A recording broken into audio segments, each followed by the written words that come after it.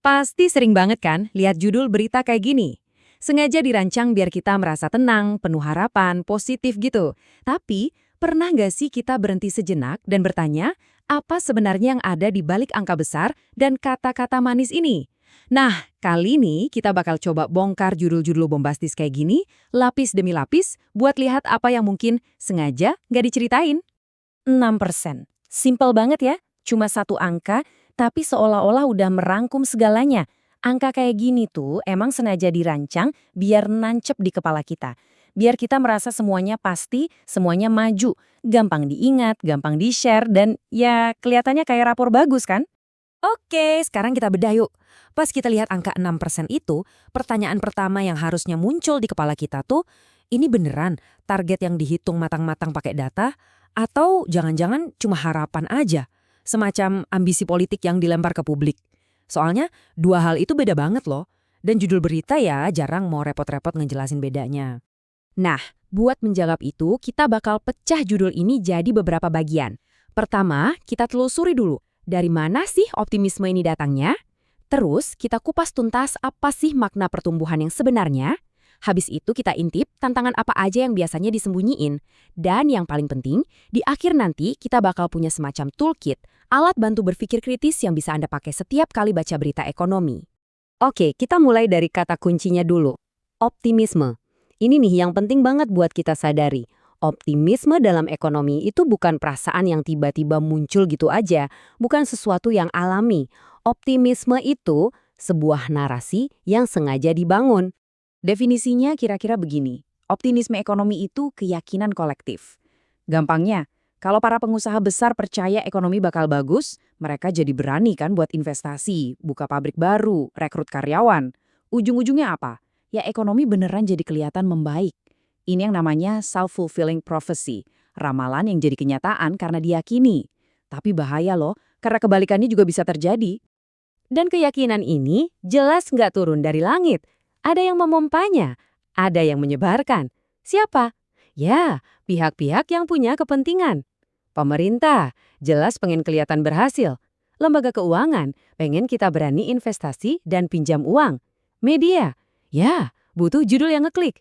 Jadi ingat ya, nggak ada satupun dari sumber ini yang 100% netral. Nah, ini dia pertanyaan kuncinya.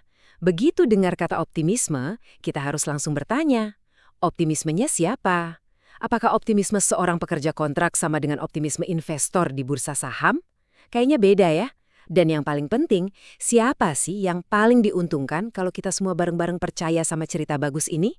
Oke, lanjut ke kata sakti berikutnya di judul berita, pertumbuhan. Siapa coba yang nggak suka pertumbuhan? Semua suka kan? Tapi, disinilah jebakannya. Kita mesti bertanya lebih dalam. Pertumbuhan yang kayak gimana nih? Dan pertumbuhan ini buat siapa? Lihat deh, perbandingannya di sini. Jelas banget. Ada yang namanya pertumbuhan kuantitatif. Ini soal angka. Ini yang selalu jadi headline. Contohnya, investasi 50 triliun masuk buat bangun pabrik baru. Wah, angkanya gede, kedengeran hebat. Tapi di sisi lain, ada pertumbuhan kualitatif. Ini yang jarang banget dibahas. Soal kesejahteraan. Pertanyaannya jadi beda. Pabrik baru itu menggusur warga nggak? Upah pekerjanya layak?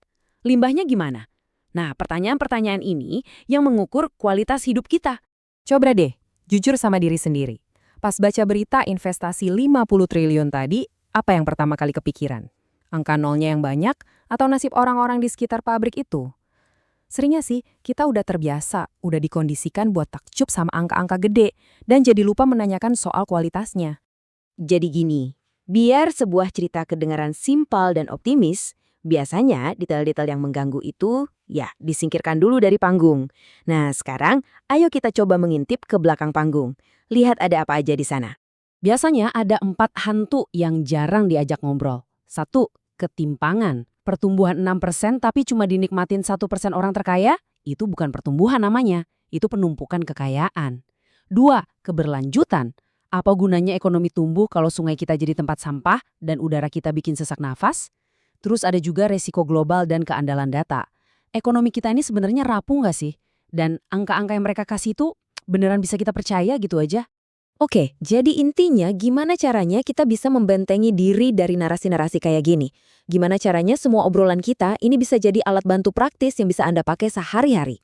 Kuncinya satu, jangan pernah baca berita ekonomi dengan tangan kosong. Anggap aja kita lagi pakai kacamata khusus yang bisa menembus tulisan dan lihat apa yang ada di baliknya. Yuk, kita rakit sama-sama kacamatanya.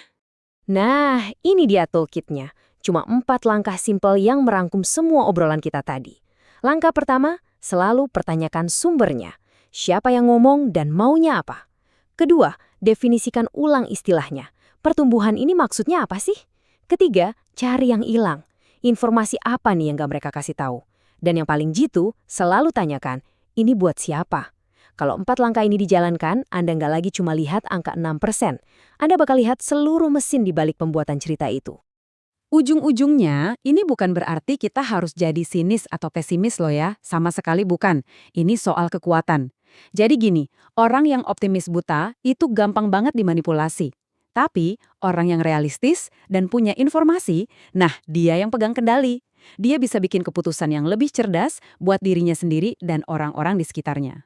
Ingat, setiap berita ekonomi itu cuma satu cerita yang dipilih dari banyak kemungkinan cerita lainnya. Sekarang, dengan toolkit baru di tangan Anda, pertanyaannya bukan lagi mana yang harus saya percaya, tapi jadi cerita mana yang paling masuk akal dan paling adil. Pilihannya balik lagi ke kita semua. Mau jadi penonton yang pasif aja, atau menjadi pembaca yang kritis?